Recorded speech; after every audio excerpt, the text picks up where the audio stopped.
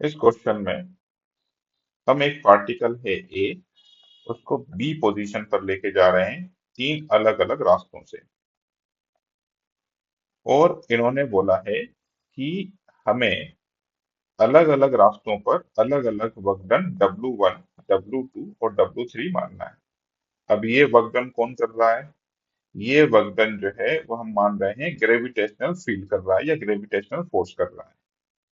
और फिर हमको इनके बीच में रिलेशन बताना है। देखिए, work done by conservative force सिर्फ इनिशियल और फाइनल पोजीशन पर ही डिपेंड करता है।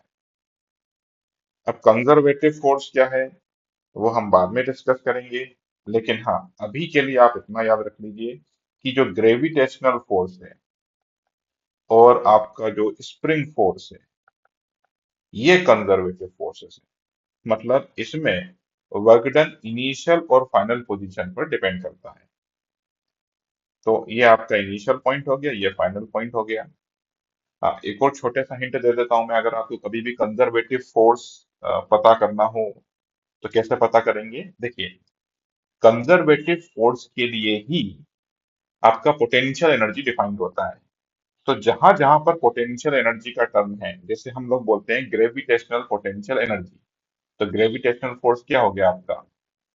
कंजर्वेटिव फोर्स हो गया। स्प्रिंग के पास में एनर्जी स्टोर होती है, वो कितनी होती है? हाफ के एक्स स्क्वायर। ये पोटेंशियल एनर्जी है जो स्प्रिंग के पास में स्टोर्ड है, इसीलिए वो फोर्स, स्प्रिंग फोर्स जो है वो कंजर्वेटिव हो गया। और वो किस पर डिपेंड करता है? इनिशियल और फाइनल पोजीशन पर। तो अभी के लिए आप याद रख लीजिए, ग्रेविटेशनल फोर्स और स्प्रिंग फोर्स कंजर्वेटिव फोर्स है। इनिशियल और फाइनल पॉइंट अगर सेम, तो आप किसी भी रास्ते से चले जाइए, वर्क डन जो है वो बराबर होगा। तो ऑप्शन बी इज करेक्ट। तो आंसर हम लोग लिख देते हैं बी।